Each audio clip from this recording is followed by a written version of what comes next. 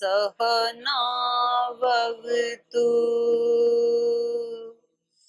सहनौ भुनक्तु सह वीर्यं करवावहै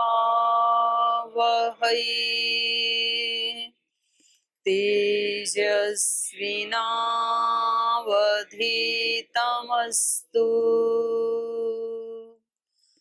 मा विद्विषावहै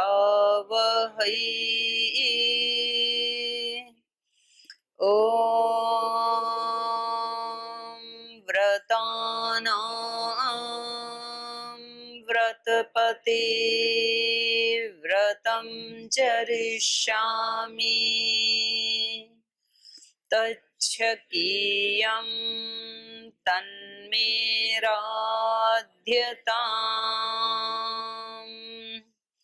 इदमहमनृतात् सत्यमुपैमि ॐ शान्ति शान्ति शान्तिः।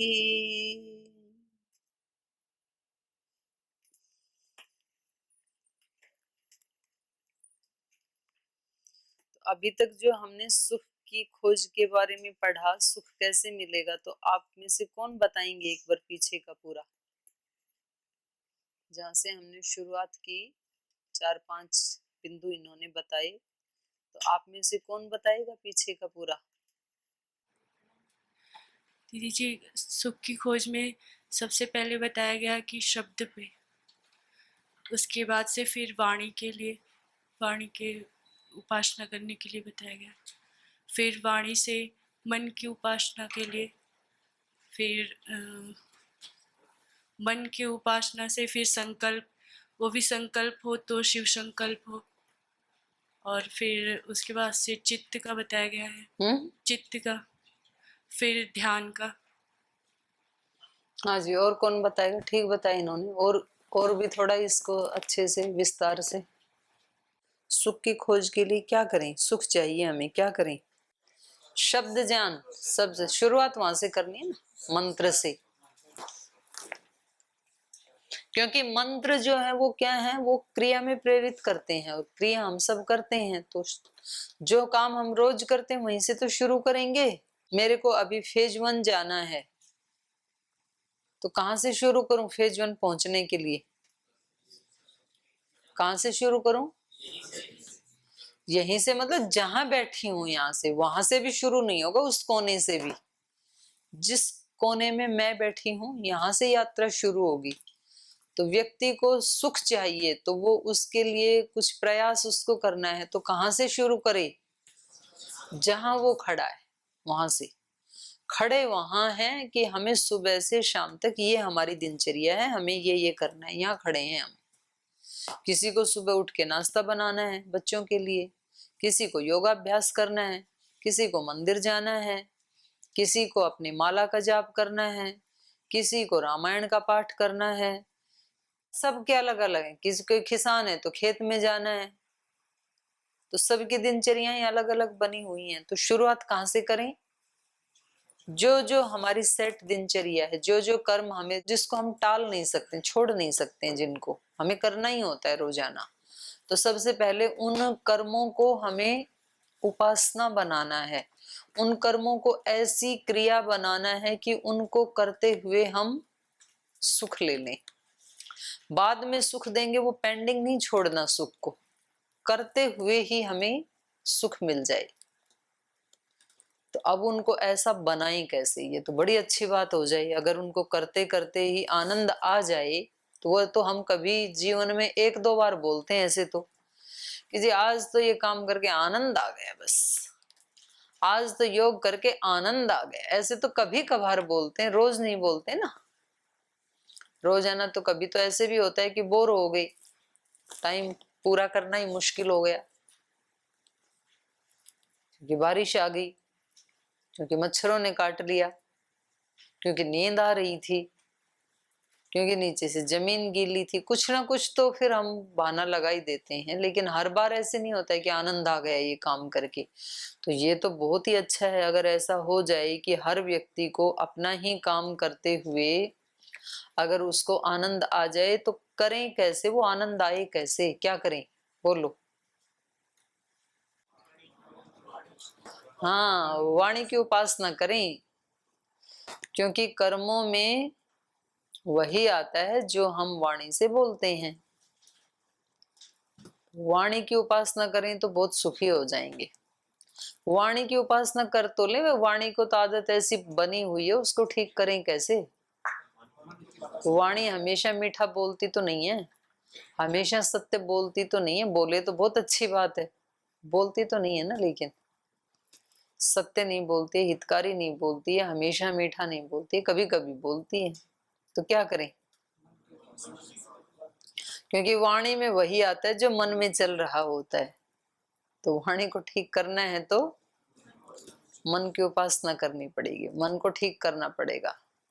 तो फिर अब मन के पीछे पड़ जाओ डंडा लेकर के, बिल्कुल ठीक ठीक चलना है। तेरे को एक भी अपने मन में ऐसा विचार नहीं लाना है जो कष्ट देने वाला हो। हमेशा कैसे विचार में रहना है, ऊंचे विचार में, पवित्र विचार में, सेवा के विचार में, दूसरों का हित करने वाले विचार में, ऐसे ही रहना है। तो ऐसा तो बोल दिया, पर ऐसा रहता तो नहीं है मन। मन तो तुरंत चेंज हो जाता है, उसको बताते बताते ही चेंज हो जाता है। तो क्या करें फिर, मन को कैसे रखें ऐसा, संकल्प से। क्योंकि मन में विचार कौन से आएंगे, जो हमारे संकल्प होंगे। तो इसलिए हमें संकल्प की उपासना करनी है। जैसा हमारा संकल्प होगा वैसे ही विचार आएंगे, वही वाणी बोलेगी, वही कर्म में आएगा। तो संकल्प दोनों होते हैं, अच्छे भी होते हैं, बुरे भी होते हैं। तो हर व्यक्ति यही चाहता है कि मेरे संकल्प पवित्र हो, मेरा संकल्प ऊंचा हो, मेरा संकल्प महान हो। लेकिन फिर भी कुछ लोगों के मन में तो खुरापाती संकल्प उठ ही जाते हैं। तो क्या करें, संकल्प को भी यदि सुधारना है तो क्या करें, जागते रहो। संकल्प चेतना कहा, उसको चित्त की उपासना करो। संकल्प कहीं बुरा ना हो जाए और संकल्प में कहीं विकल्प ना आ जाए। जो महाराज जी बोलते हैं ना, विकल्प रहित संकल्प, देखो कितना बड़ा विज्ञान है। इस सनत कुमार ऋषि ने नारद को बताया छांदोग्य उपनिषद में। स्वामी जी महाराज हमें रोज बताते हैं, अपने जीवन के अनुभव से बताते हैं। अब हमने वो वाक्य सुन सुन के मतलब इतना पक्का तो रट लिया, विकल्प रहित संकल्प। विकल्प रहित संकल्प का मतलब क्या है कि शिव संकल्प में कभी अशिव संकल्प नहीं आने देना। कितना बड़ा विज्ञान है देखो। कई बार हमें चीजें मुफ्त में मिल जाती है ना, तो फिर हम उसकी पूरी कीमत नहीं समझ पाते। हमें लगता है कि महाराज जी ने तो ऐसे ही बोल दिया होगा, ऐसे नहीं बोला। तो बहुत बड़ी साधना के बाद अंदर से कोई सत्य अभिव्यक्त होता है। वो कहीं किसी पुस्तक में से रट के नहीं लाते हैं, किसी डिक्शनरी में से खोज के नहीं लाते हैं। जो व्यक्ति जीवन में जीता है, यहाँ पर ये बता रहे हैं वाणी से क्या निकलेगा, जो विचार में चल रहा होगा। विचार में क्या आएगा, संकल्प में होगा। संकल्प में क्या आएगा, जो व्यक्ति जागरूक रहेगा। जागरूक रहेगा तो शिव संकल्प होंगे, जागरूक नहीं रहेगा तो अशिव भी आएंगे, साथ में शिव भी आएंगे, अशिव भी आएंगे। तो जो श्रद्धेय स्वामी जी महाराज बोलते हैं कि विकल्प रहित संकल्प, इसका मतलब वो योगी हमेशा जागरूक रहते हैं, जागे रहते हैं। नहीं तो कितनी तरह के तो संघर्ष आते हैं जीवन में, कितनी तरह के प्रलोभन आते हैं, कितनी प्रकार की चुनौतियां आती हैं, कितनी प्रकार के लोग आते हैं। अगर जागरूक ना रहें तो कोई भी संक्रमित करके चला जाए। फिर कोई तो शिकायतें करके गुस्से में डाल के चला जाए, गुस्सा दिला दे। कोई तो आकर के प्रलोभन दे के लोभ में डाल दे, कोई तो आकर के मोह में डाल दे। ऐसे डाल दें, कुछ का कुछ ही कर दें, कोई चुनौतियां सामने खड़ी करके भय में डाल के चला जाए, लेकिन कोई किसी में नहीं डाल सकता है उस योगी को, क्योंकि वो कैसे हैं, चित्त की उपासना करने वाले हैं, चेतना की उपासना करने वाले हैं, जागरूकता की उपासना करने वाले हैं, जागते रहते हैं।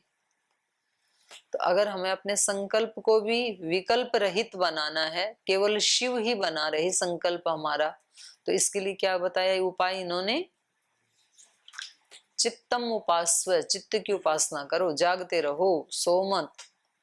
थोड़ा भी आप अपने लक्ष्य को भूल गए, अपने संकल्प को भूल गए, तो फिर अशिव तो अपने आप ही आ जाएगा, खरपतवार अपने आप उग जाएंगे, उसके लिए कोई बीज बोने की जरूरत नहीं है। बीज तो अपने लक्ष्य का अच्छे वाले का बोना पड़ता है, शिव संकल्पों का बीज बोना पड़ता है, अशिव तो अपने आप ही उठते रहते हैं, उसके लिए कुछ करना नहीं होता। तो अब हम कहेंगे जी हम तो चाहते हैं कि हमेशा हमारे चित्त में शिव संकल्प ही बने रहें, विद्वान बनने के ही संकल्प बने रहें, शांत रहने का ही संकल्प बना रहे, सेवा करने का ही संकल्प बना रहे, गुस्सा ना करने का ही संकल्प बना रहे, झगड़ा ना करने का ही संकल्प बना रहे, पढ़ाई करने का ही संकल्प बना रहे। हम तो यही चाहते हैं, लेकिन वो आ जाते हैं दूसरे संकल्प, तो उसके लिए क्या करें, चेतना जागरूकता हमारी बनी नहीं रहती है, तो क्या करें हम, ध्यान, ध्यानम उपास्व, ध्यान करो। फिर ध्यान क्या है, ये ध्यान क्या है, शास्त्र ने ध्यान की क्या परिभाषा दी, प्रत्ययस्य एकतानता ध्यानम, एक ही ज्ञान का सातत्य बना रहे, प्रत्येकतानता बनी रहे उसकी, तो फिर जागरूकता बनी रहेगी, क्योंकि दूसरा कोई शब्द आता ही नहीं है। तो ध्यान हमारा तब होगा जब हमारा चित्त समाहित होगा, तो उस चित्त में बस एक ही विषय रहेगा, दूसरा विषय आएगा ही नहीं, समाहित चित्त जिसको कहते हैं। तो इसलिए इन्होंने कहा कि नारद ध्यान की उपासना कर। तो इसलिए हमारे यहाँ पदेन पदेन, कदम कदम के ऊपर क्या शिक्षा दी जाती है, ध्यान से करना। अब पढ़ाई पढ़ रहे हैं तो ध्यान से पढ़ना, सुन रहे हो तो ध्यान से सुनना, ऐसा ना हो सुनते हुए भी ना सुने जैसा हो जाए, ध्यान से सुनना, ऐसा सुनना कि मतलब हमारे अस्तित्व के आर पार चला जाए, हृदय में उतर ही जाए, कभी इसको भूलें नहीं हम जीवन पर्यंत, ऐसा सुने। इसलिए हमारे यहाँ बहुश्रुत होने को बहुत अच्छा माना है, बार बार सुनो उसको, सुनते ही रहो, तो सुनने का भी ध्यान बना रहे, भद्रं कर्णे भी शृणुयाम। और ये तो वैसे भी श्रावण मास चल रहा है, अभी सुनने का ही मास है ये श्रावण मास, मतलब बाहर तो बारिश हो रही, कोई काम तो हो नहीं पाएंगे, तो इसलिए अंदर बैठ करके भी अनप्रोडक्टिव नहीं रहना, अच्छा अच्छा सुनते रहना श्रावण। तो अभी बहुत लोग लॉकडाउन के दौरान जो है वो कोई तो हिंसक हो गए हैं, कोई तो डिप्रेशन में आ गए हैं, कोई क्रूर हो गए हैं, तरह तरह के विकार अंदर से अपना वो दिखा रहे हैं। तो उसमें यदि हम ऐसे ग्रंथों को सुनते रहें या पढ़ते रहें, तो फिर हम इस समय का सदुपयोग कर सकते हैं, माने फिर ये समय हमारे लिए वरदान सिद्ध हो सकता है, क्योंकि हमेशा तो मिलता नहीं है। पहले तो लोग कहते थे जी टाइम ही नहीं है अपने लिए, अब कहते हैं टाइम कटता ही नहीं, क्या करें। पहले महिलाओं को शिकायत होती थी कि हमारे बच्चे, हमारे पति घर में रहते ही नहीं हैं, अब कहती हैं घर से जाते ही नहीं है, कहीं तो छोड़ो इनको, तो कहाँ छोड़ें। एक पतंजलि गुरुकुलम है, तो वहां छोड़ दो बच्चों को, तो और तो क्या बताएं। पुरुषों के लिए तो वो भी कोई स्थान नहीं है। बोले जी ये तो ड्यूटी पे जाया करते ना, वही अच्छा था, तो संडे को एक दिन भेंट होती थी, बस वही ठीक था। तो ऐसे सदुपयोग करते हुए, समय का सदुपयोग करते हुए, बहुश्रुत, खूब सुने हम, जितना अच्छा अच्छा सुना जाए, भद्रं कर्णेभिः शृणुयाम देवा, तो हमारा टाइम सुखकारी हो जाएगा हमारे लिए। तो ये कह रहे हैं कि आप ध्यान को स यो ध्यानम ब्रह्म इति उपास्ते यावत् ध्यानस्य गतम तत्रस्य यथा कामचारो भवति। तो नारद जी ने सोचा कि बस ध्यान तो अंतिम सीढ़ी है, तो यदि हम ध्यान लगा लेंगे तो फिर बस और कुछ नहीं करना, ध्यान में बैठे रहें क्या हमेशा हमेशा ध्यान लगाएं, इतना पर्याप्त है क्या? ये कह रहे नहीं, ध्यान से तो ध्यान की भी एक अपनी सीमा है।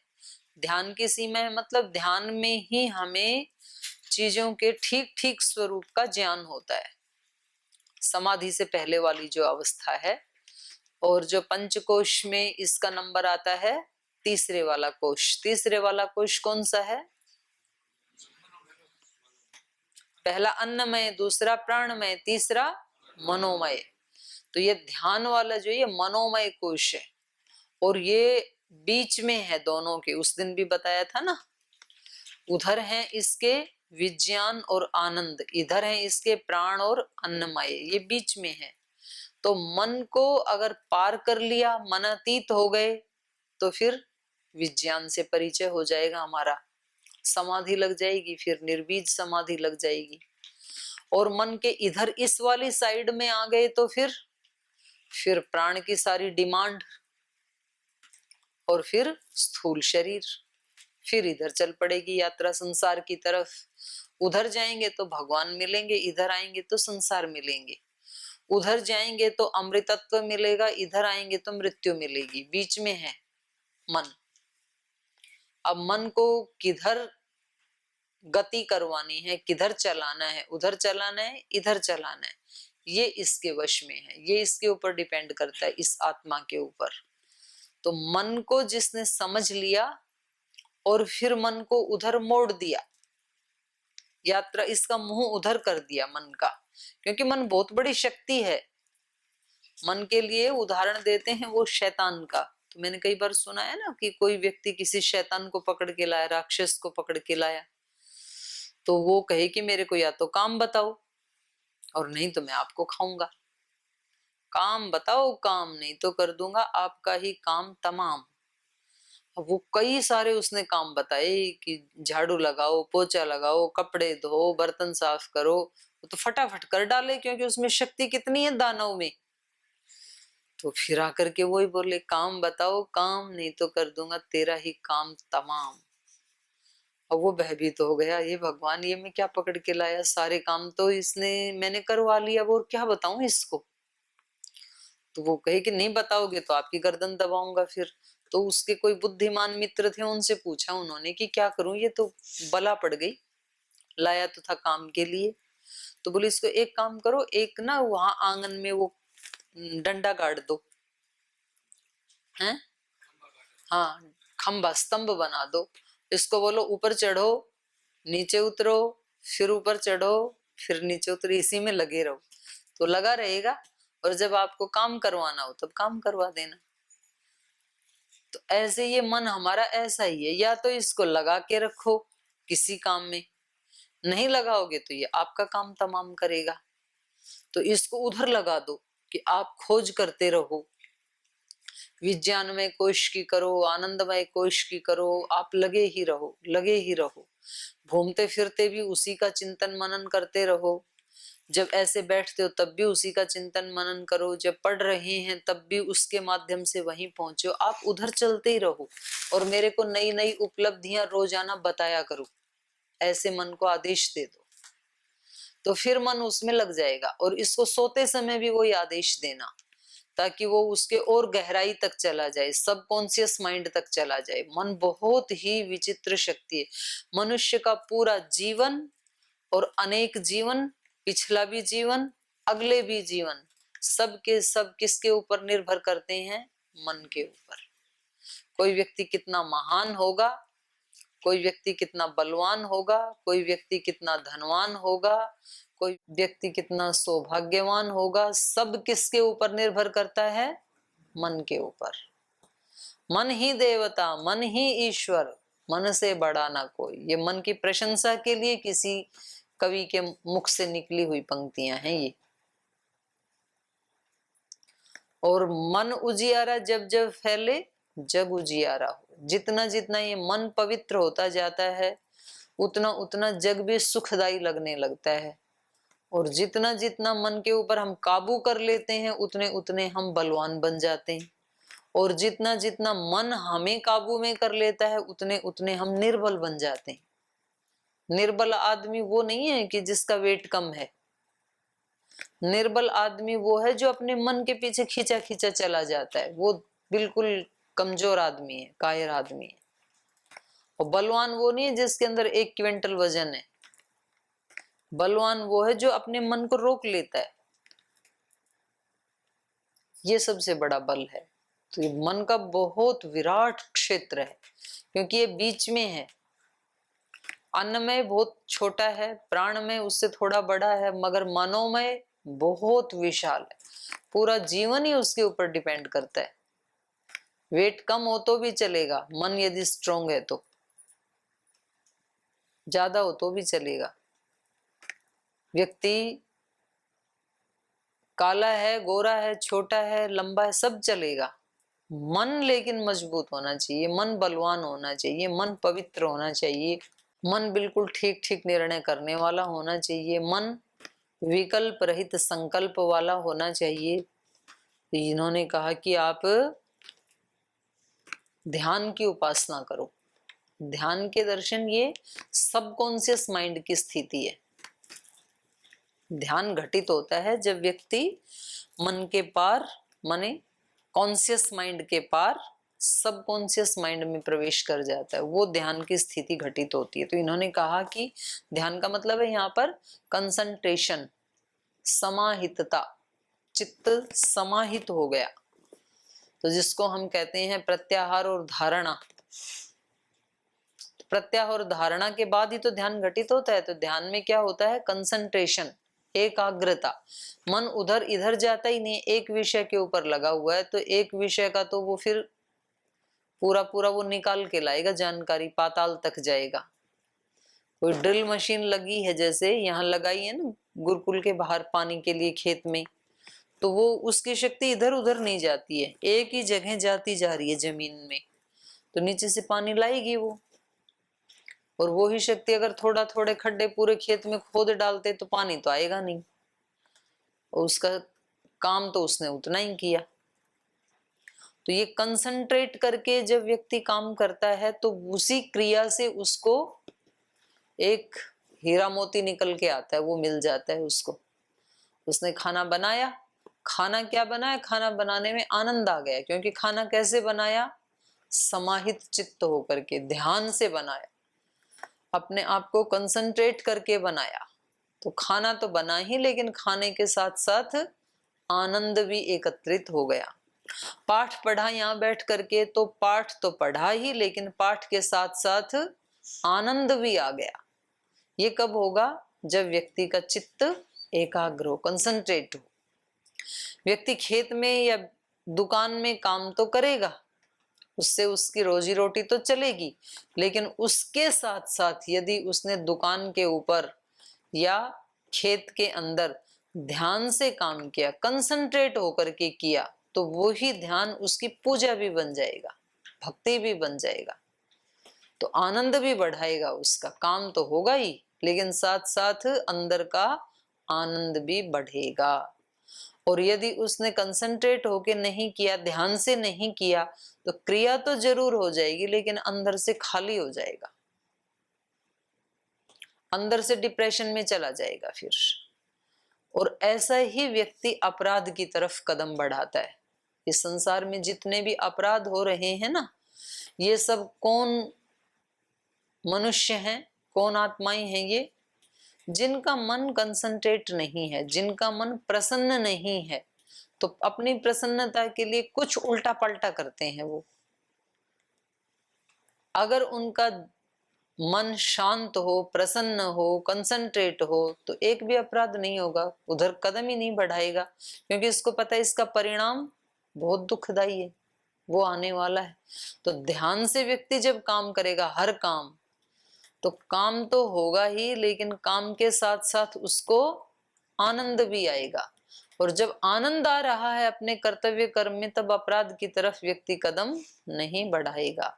सारे अपराधों को यदि समूल नाश करना है, ऊपर ऊपर से तो पुलिस भी काट देती है, जैसे पेड़ को ऊपर से काट देते हैं ना, ये कटिंग तो हो गई, लेकिन ये स्थायी कटिंग नहीं है। 2-4 महीने के बाद फिर निकल आएगी वो कोपल, फिर बड़ा हो जाएगा पेड़।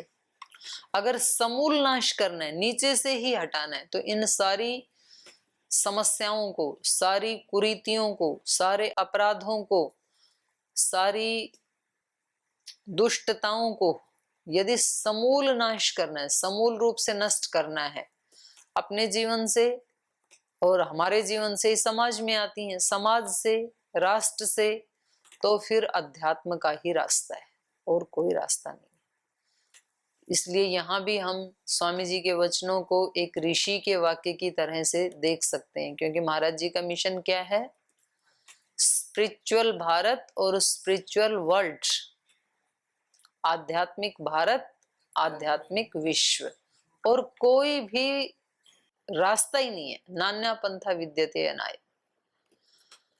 व्यक्ति आध्यात्मिक होगा तो सारी समस्याएं अपने आप समाप्त होती चली जाएंगी, और व्यक्ति समस्याओं को ऊपर ऊपर से हटाने की कोशिश करेगा और अंदर से आध्यात्मिक नहीं होगा, तो वो धींगा मस्ती करता रहेगा वर्षों तक,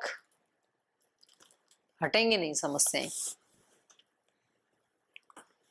और समस्या नहीं हटेंगी तो सुख नहीं मिलेगा। इसलिए सुख का सीधा उपाय क्या बता रहे हैं? ये कोई ऐसे कोई खाली लोग नहीं थे कि जी ये इनके पास कोई काम तो है नहीं और अपने बैठ के कुटिया में उपदेश दे रहे हैं, बस इनको कुछ काम वाम करना नहीं है। ये बहुत काम की बात बता रहे हैं। ये साइंटिस्ट हैं, सुपर साइंटिस्ट हैं हमारे जो ऋषि।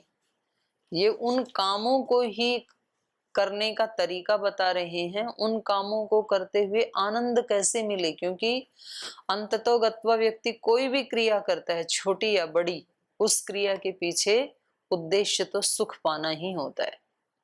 व्यक्ति धन को भी बढ़ाता है तो क्यों बढ़ाता है? धन से सुख मिलेगा। साधन भी बढ़ाता है तो साधन से सुख मिलेगा।